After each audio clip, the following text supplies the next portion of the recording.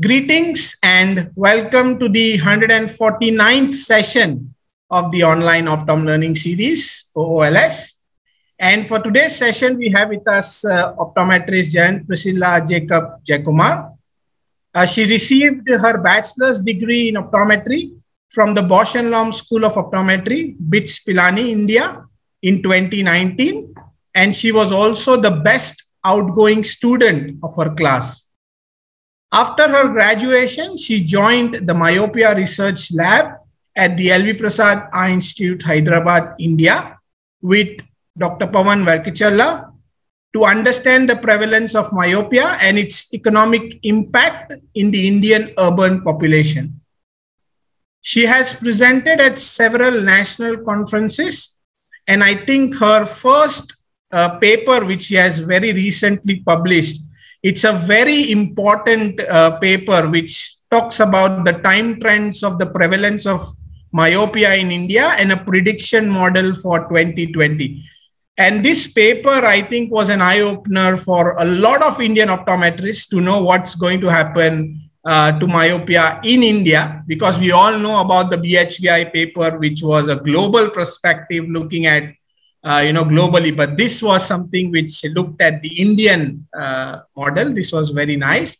And she is currently pursuing her doctoral studies in vision science at the University of Houston, USA. Her areas of research interests are investigating the structural and functional changes of the ocular coats as a biomarker for myopia onset and progression. And with that knowledge and expertise in mind, she is going to talk to us about the structural changes in sclera due to experimental myopia. So welcome onto our platform, and let me just leave the screen time to you. Thank you so much for the kind introduction, and also for giving me an opportunity to present in the session. So let me directly jump on to the session. So welcome everyone. So today's discussion will be on structural changes in sclera due to experimental myopia. And I'm Jayant Priscilla Jacob Jayakumar. I'm a PhD student in the University of Houston. The great prevalence of myopia in the global myopia increasing from 2020 to 2050. So it's predicted by Holden et al. That it will reach 50% by the year 2050, which approximates to 4,758 million people in the world to develop myopia by the year 2050.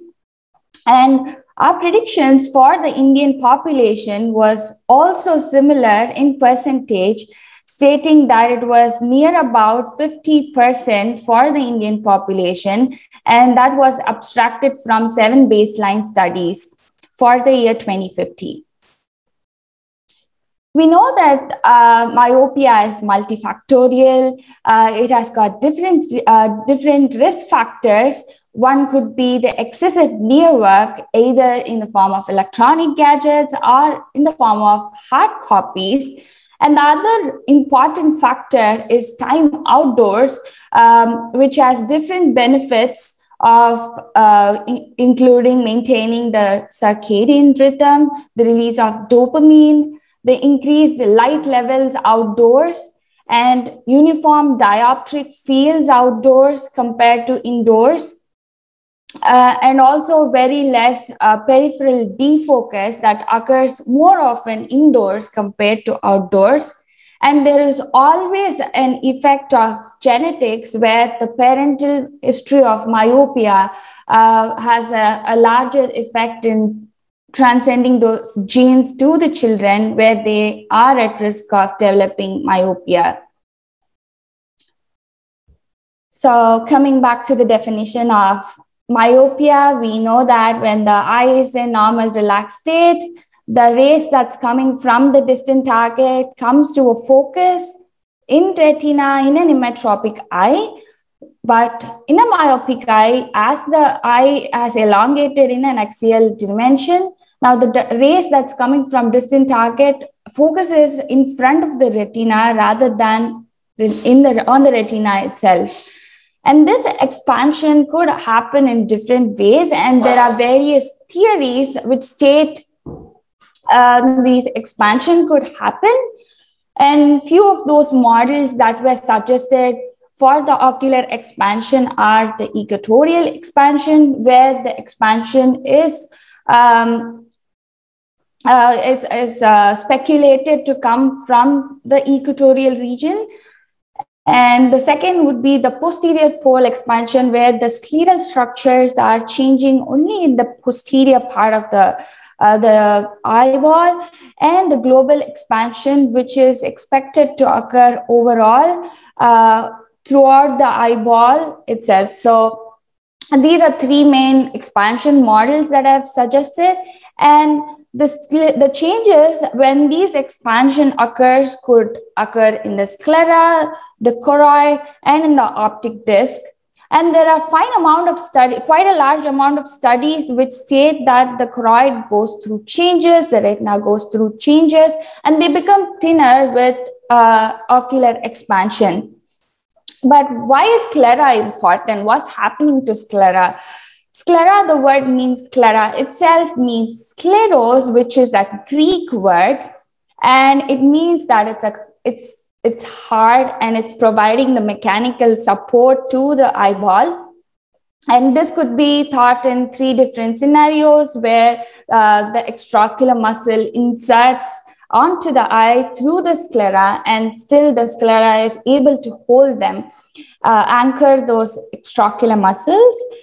And when the eye moves while tracking object through saccadic eye movements, the sclera still maintains the ocular shape without giving up during ocular movements.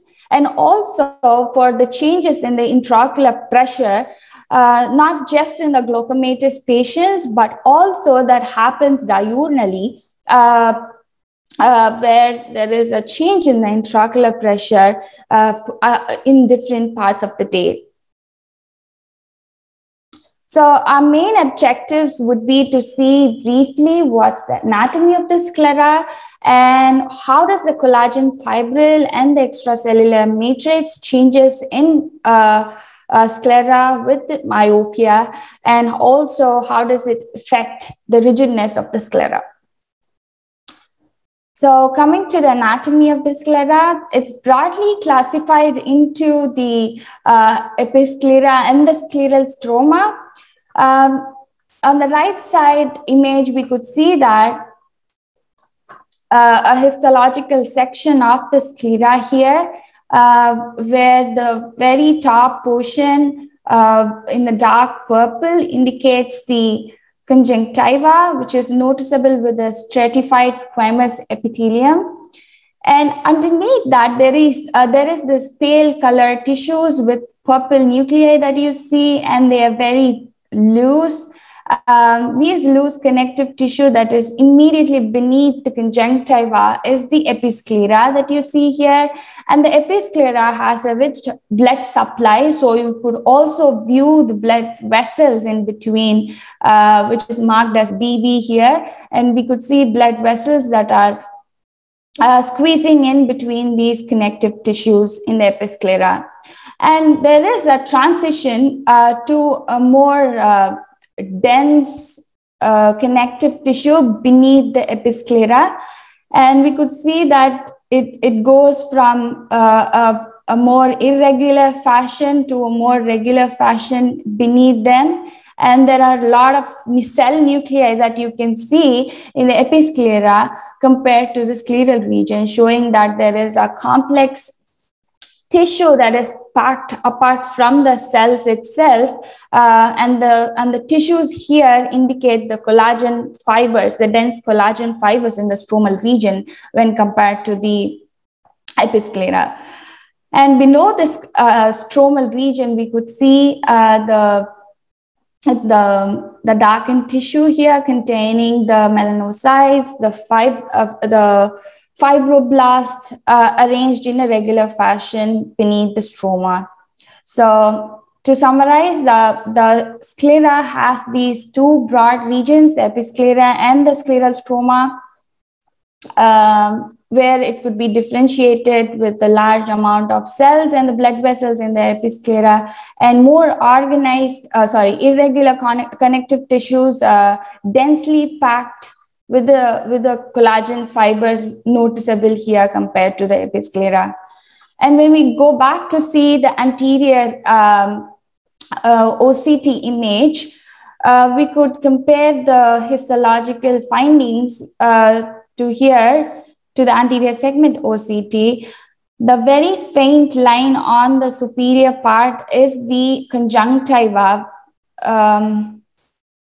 Let me take the lesser pointer. Yes, so the very thin layer on top, very faint gray line that you see is the conjunctiva there. And there is small gaps in between, and also widespread tissues that you see with some black space in between. That is the episclera, because it's a loose connective tissue. And you see these black spaces in between as well. The whitish region with these high densely packed tissue with all these collagen fibers is the scleral stroma region, where you could see a high reflectivity in this region compared to the episclera.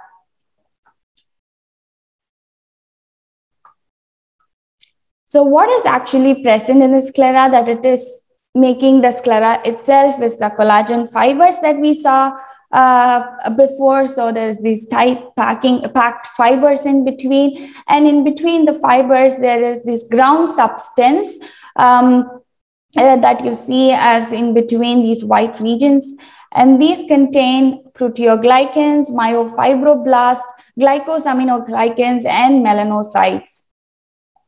So the myofibroblast is one of the structure that provides the elastic property for the material, which we will look into detail in the further slides. The proteoglycans and the glycosaminoglycans is the structure in the sclera that provides the strength to the collagen fibrils, and they are the main part which maintain the fibril diameter and the fibril to fibril spacing in the sclera.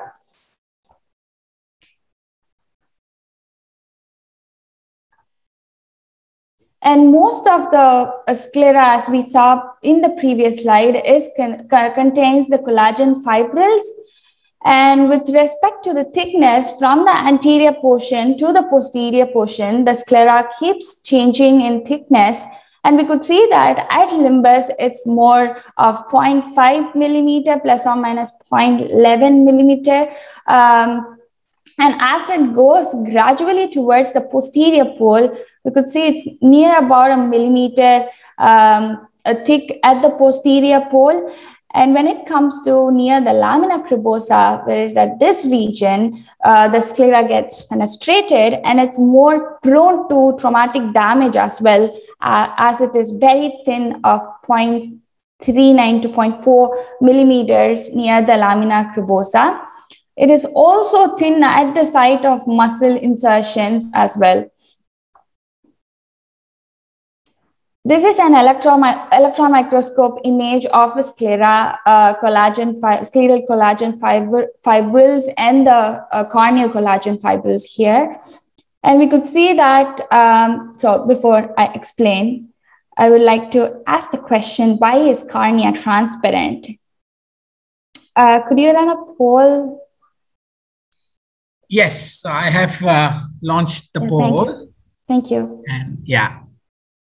So the question is, why is cornea transparent? Is it because of the destructive interference due to the equal spacing of the fibrils, or is it because the refractive indices of the stromal components which cancelled out? Is that, what do you think? Yeah. Okay, so we have received a couple of responses as of now. I'm going to give another 10 seconds for people to just put in their votes. Okay, so I'm ending the poll and sharing the results with you. So about 70% think it's because of the destructive interference due to equal spacing, and about 30% think the other option. All right. So most of you are tending towards the right answer. It's more of the destructive interference that occurs due to the fibril diameter and the fibril, or the collagen fibril spacing between, and also because of the scattering that happens, which is very less in compared to what is perceivable. The earliest theory was that the refractive indices of the stromal components cancel out, but then it was declined and said that there is other theory which is more widely accepted, which is destructive interference due to equal spacing. Thank you for running the poll.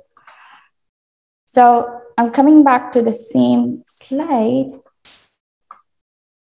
So here we could see that the fibril diameter in the sclera is more larger, and the variation between each collagen fibril is more when compared to what we see in the cornea. It's more of equal size and equal spacing from each collagen fibril compared to what we see in sclera, which makes cornea transparent compared to sclera. And that's what we just saw. So what's happening in the sclera? We saw that the expansion models are 3 different types, and the sclera is going through changes. And what changes actually happens with respect to thickness, which is very obvious. So there was a study published from L.V. Prasad Eye Institute. So Dakhel et al. Showed that the thickness in 4 different meridians in the anterior scleral thickness, and they showed that the inferior region showed major changes between different refractive error groups. So the refractive error groups were emmetrope, mild myope, moderate myope, and high myopic group. And they had these differences in the thickness between 4 different regions of interest in the anterior sclera. And we could see that as the distance from the limbus increases, there was still changes noticed between these refractive error groups.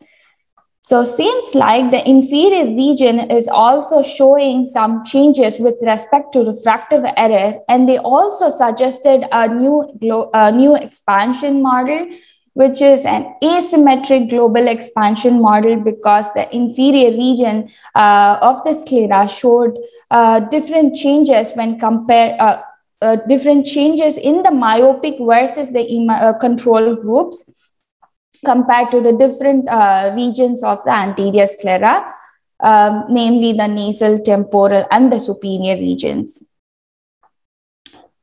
Now let's move on to the second objective. We will simultaneously see the collagen fibril changes, the extracellular matrix changes, and the rigidness of sclera in the subsequent slides. We will be discussing studies from studies conducted on tree shoes. So just to know about the tree shoes before we see what's the scleral changes in them. Tree shoes are mammals, and they were used to study the scleral changes and the biomechanical changes in the sclera a lot. And the axial length was is about 7 millimeters, leaving a +5 diopters after emmetropization. So the emmetropization process takes about 15 days of visual exposure. When I say visual exposure or visual experience, it means that after they open their eyes after birth, the number of days after they open their eyes. So the emmetropization process takes about 15 days after they open their eyes, and they are emmetropized from +25 diopters to +5 diopters. So the axial length 7.8 corresponds to that. And they have a single layer sclera, unlike the chick models where they have 2-layer sclera, so which is more comparable to the human beings. So we know that the extracellular matrix of the sclera consists of different contents: the proteoglycans, the glycosaminoglycans, the myofibroblasts. So one of this is the GAGs, the glycosaminoglycans. So when the tree shrews were exposed to form deprivation after 24 days of normal visual experience, then they noticed that there was a change in the glycosaminoglycan contents in 3 different samples that they have taken: the posterior pole, the equatorial region, and the remaining part in between. And they found that the glycosaminoglycans were decreased compared to the control eye. So they were monocularly deprived of form. The form deprivation was given monocularly, and we could see that the control eyes had a better amount of GAGs compared to the treated eyes. Same with the equatorial region as well. And this study did not find any changes in the dry weight of the sclera, but they still see changes in the glycosaminoglycans, stating that even before the sclera, collagen fibers goes into changes, ultimately leading changes to the dry weight of the sclera. There is a changes in this extracellular matrix in 21 days, showing the glycosaminoglycans are decreasing in its content, which is mainly responsible for maintaining the collagen fibril itself. So I'm picking up one for each objective, one main study, which would be conveying the message more easily. So this is one of the main studies that investigated to see what's the changes in the extracellular matrix. And to see the dry weight of the sclera, basically, as we know, it's mostly of the collagen fibers, and how much change in the collagen fibers is seen in the dry weight. So the dry weight translates to the collagen fibrils. And this was also done in the tree shrews and with a monocular form deprivation. So the tree shrews were grown with 15 days of normal visual experience and then given form deprivation in one of the eyes. And the scleral weight was measured after the exposure to a short term of form deprivation and a longer duration of form deprivation. And they saw the scleral samples, what were the weights of these scleral samples.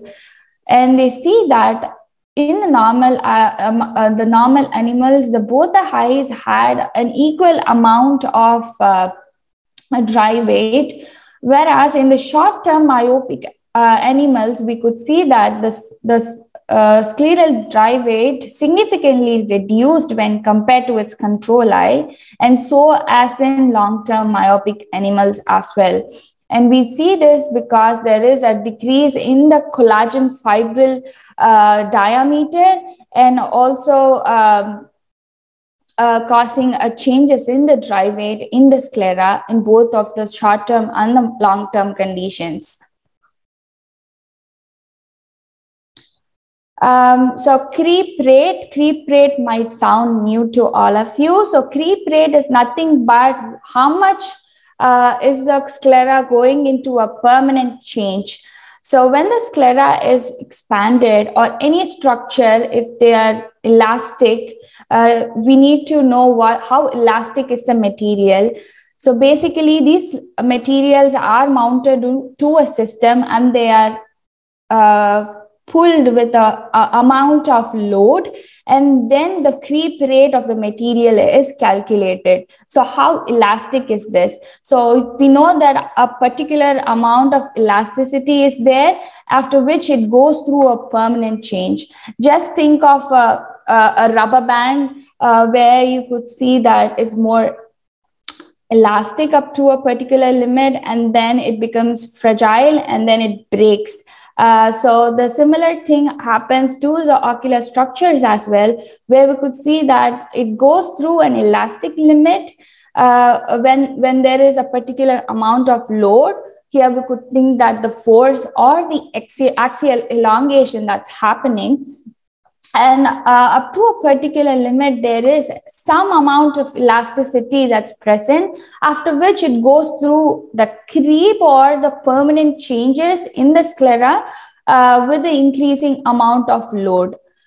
And in this study where McBrien et al. Showed that with the increase in the load, they saw how much is the percentage of elongation between the form deprived myopic tree shrews and the control tree shrews between two different structures, that's in the posterior pole and in the equatorial region.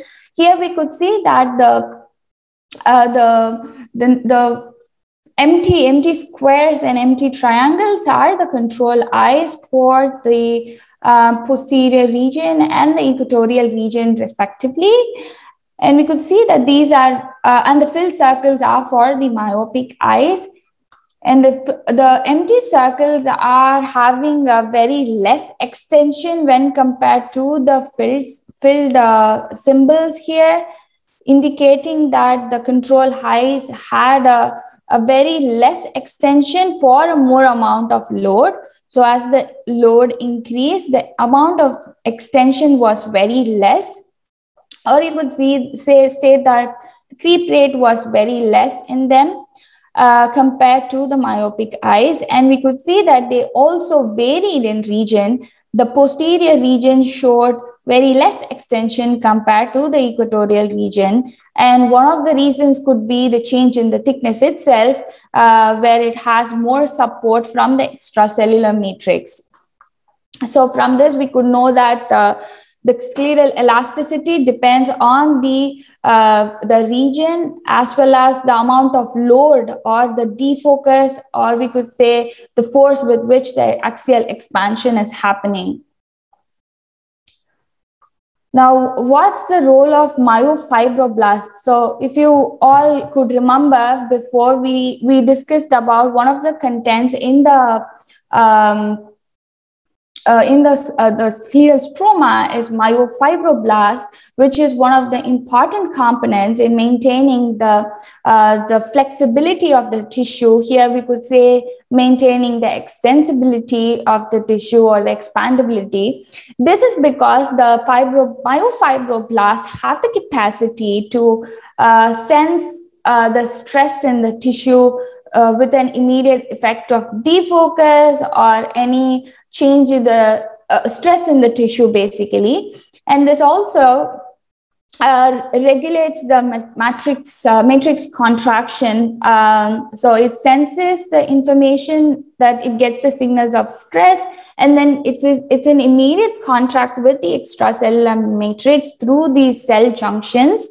And one of the molecules very important in maintaining these cell junctions, which helps in communication of this message, is the integrin, which we will be talking here as well. So this integrin is very important in communicating the message through the myofibroblast, in changing the extracellular matrix structures and ultimately changing the collagen fibril thickness and diameter.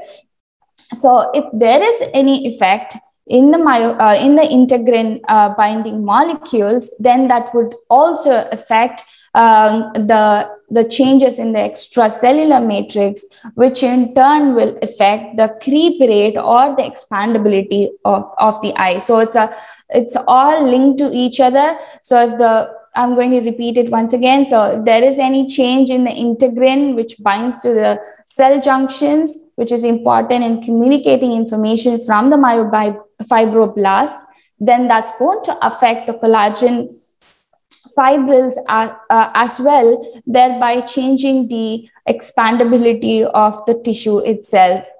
So this is one other study from McBrien et al., where they looked into the integrin binding molecules in the sclera, and they saw after 1 day development of myopia and tree shoes and 5 days of myopia, and they measured the integrin. They actually stained for the integrin molecules there, and they could see that these gene expressions were very less in 1 day. That's especially for beta 1 and alpha 1 integrin. These are different types of integrin binding molecules. And we could see that in the initial part of myopia, there is an immediate decrease in the gene expression. And as the days increase, there is a larger percentage of difference between the right and left eye integrin molecules, which is also changing the creep rate of the eye. So there is always this link of events that's happening, which is causing a change to this, which is also affecting the scleral stability.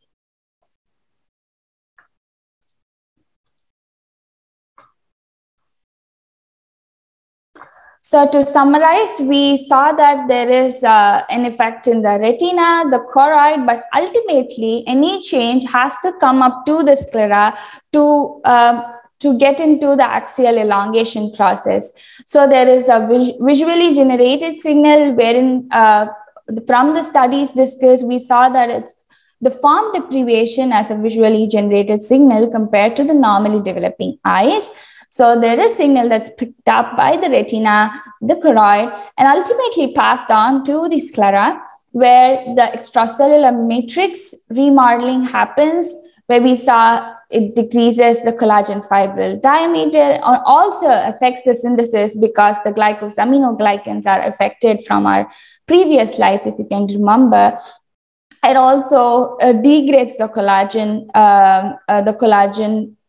formation, and also increases the extracellular matrix turnover, thereby causing a permanent changes. That's the increased creep rate, where the sclera is going into a permanent change of elongation irrespective of the amount of defocus that's given. So it's more flexible right now. It goes through a permanent changes. So as we can go back to see, so the eyes, as it loses the extracellular matrix components, it goes into this creep state where it cannot get back to this position or the resting position, which is the emmetropia, once it starts getting these permanent changes in the extracellular matrices. So it keeps going on to a permanent change, which will be ultimately the axial elongation. To quickly summarize, we saw that sclera is composed of different contents, the glycosaminoglycans, the proteoglycans, and the myofibroblasts, along with these regularly the finely packed collagen fibrils inside the sclera. And as the myopia increases, or when the visual stimuli is given in such a way that it induces form deprivation, we notice that the sclera goes under thinning. There is a change in the collagen fibril diameter, the spacing, ultimately also changing so there's a change in the contents of the sclera, changing the fibril diameter, and also changing the dry weight of the sclera. So there is a reduction in the dry weight of the sclera ultimately. And we also looked on the creep rate, which is the permanent change that the sclera goes into with the changes in the extracellular matrix.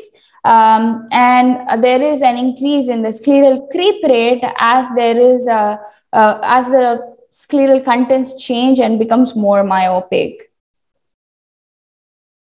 Thank you for listening. I can take up any questions if you all have. Awesome. Great. Thank you so much, Jayanta, for that very, I think, elaborative presentation. It's really important for understanding. We know that myopia is something which is going to hit us.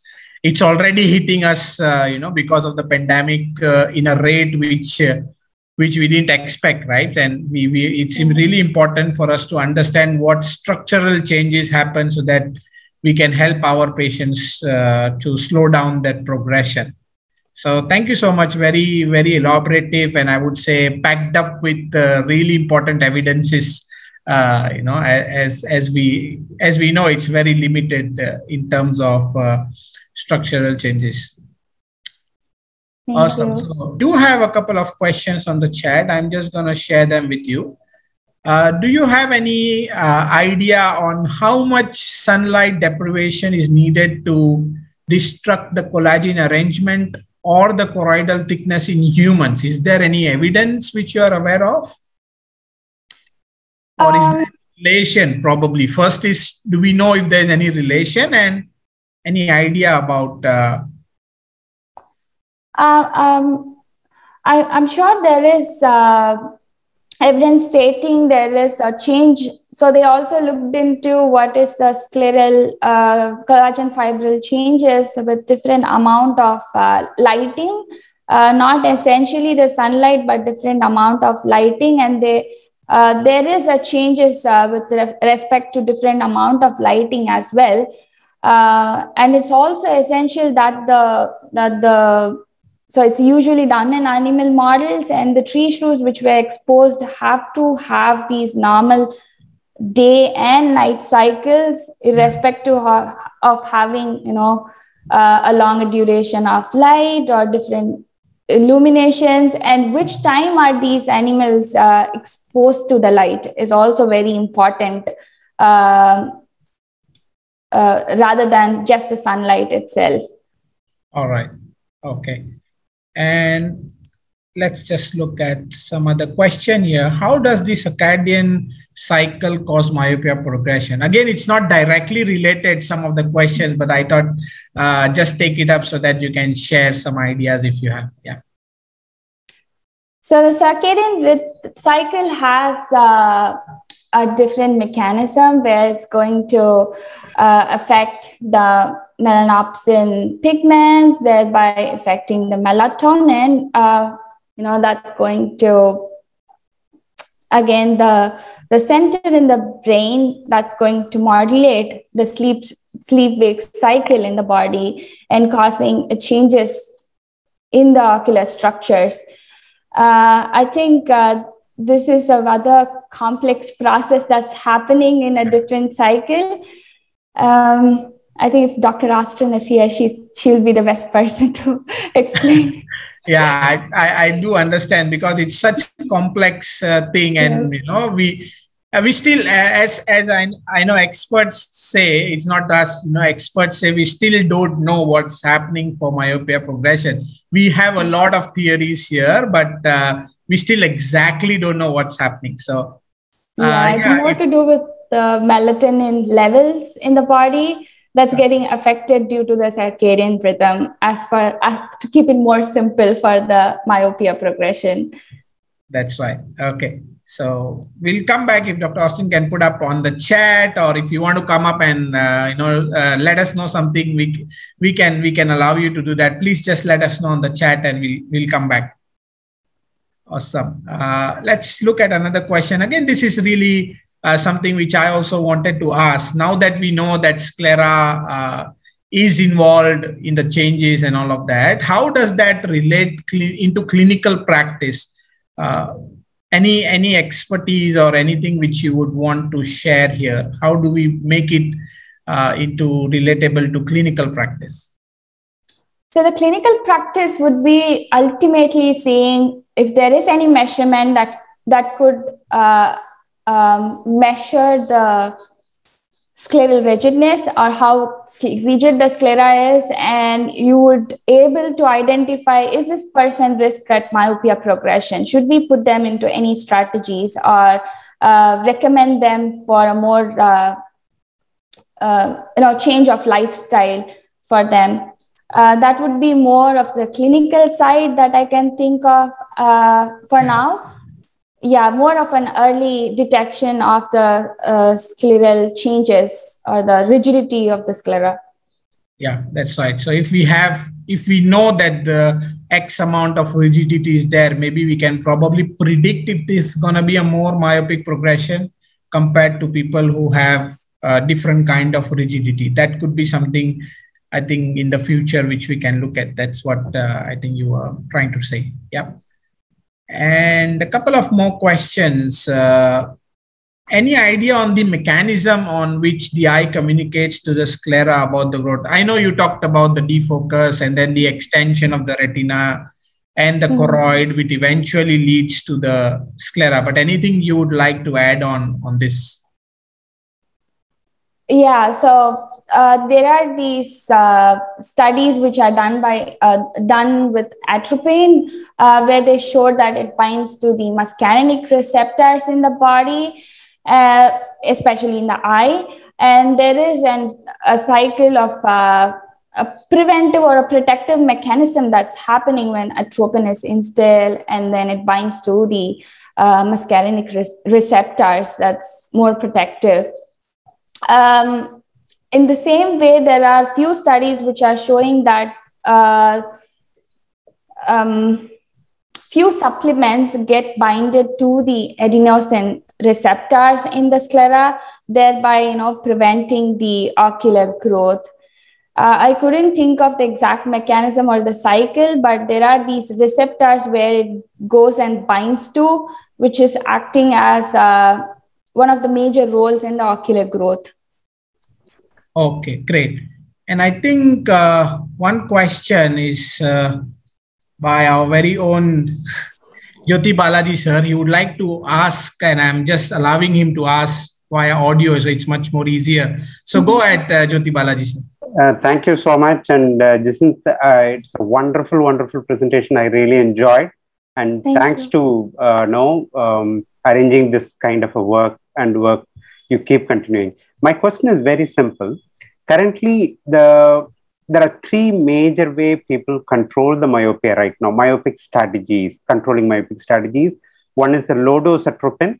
The second is the DIMS lenses, which is like a peripheral, where people put a spectacle which is going to control the myopia. The third one is our ortho-K lenses. But on what ground these three strategies are related to the theory what you are proposing, the myopia related to scleral related stretching? What way any of these three strategies are related? Yes, my question is clear. Yes. Thank you for your question. So if I could understand, you're asking there are three different modalities and what could be the mode of action in controlling myopia with respect to as far as sclera is concerned. Exactly. Am I right? Exactly. Oh, okay. I don't know. I think this is more with respect to the axial elongation that I talked about. I don't know where is the mechanism of action when it comes to the optical modalities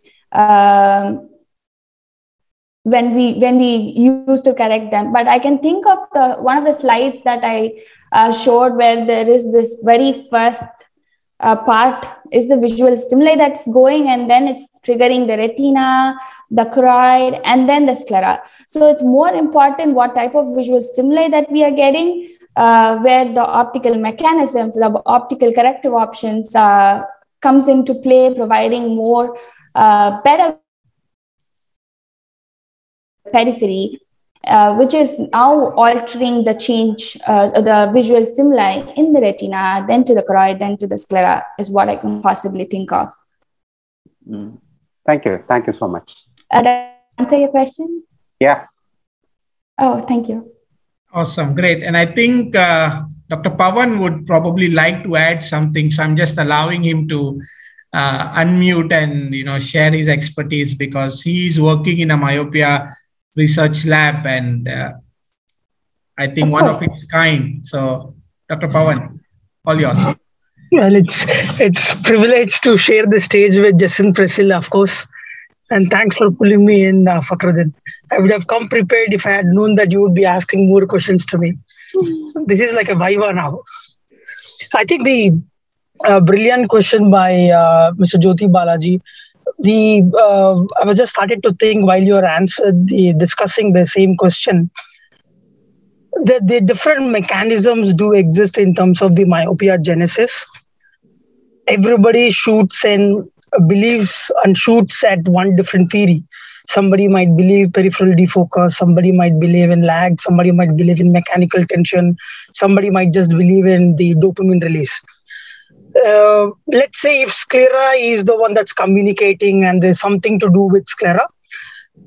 Sclera is also changing. Clearly, we know that like other parameter like axial length, sclera is also undergoing sort of stretching, which means some sort of thinning and rigidity aspect, etc., like Jason mentioned already. If sclera is the parameter that you want to play around, I remember in one of the international myopia conferences where Dr. Kazuo Subota has mentioned that scleral reinforcement surgeries, and much like your collagen cross-linking that you would do for the keratoconus, maybe things would start appearing for controlling the scleral stretching. I mean, this is very far-fetched, but if really you really want to counteract the scleral stretching, maybe scleral reinforcement or scleral cross-linking or collagen cross-linking targeting the sclera might be the future. But again, this is too far-fetched. Awesome. Great. So you by now we know that, as we need so much discussion for certain things, we do come to a conclusion that I think Dr. Pawan and Jen would agree to it, that myopia is something which we still don't know anything about. It's just everything is going on and it's very far-fetched. We are still learning and trying to learn every day about myopia. So that's really important. Great. So I think with that, we have covered most of the questions which popped up on the chat. Thank you so much, for giving us your time. And I do understand it's a very early Sunday morning. So, at your place there in Houston. So thank you so much for tuning in and doing the session for us. Thank you for the opportunity and for your kind words as well. Most welcome. We do have a session planned on next weekend. So join us next Sunday. It's at the same time. It's going to be our 150th session at the online Optom Learning Series. Until then, take care, be safe, and hope to see you next week. Bye-bye.